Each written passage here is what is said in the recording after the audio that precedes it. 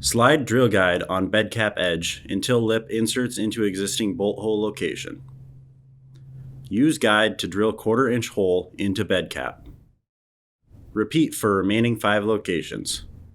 Use square hole to slide U-nut on box until threads align with existing bolt holes. Repeat for next 4 locations. Insert bolt with lock washer and flat washer through clamp. With clamp teeth up, start threads and leave loose. Repeat for remaining 5 locations. Position side rail between clamps and box wall. Slide side rail forward until it stops at front of box.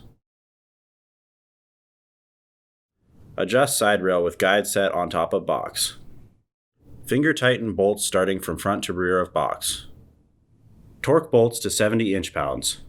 Repeat this process to install side rail on opposite side.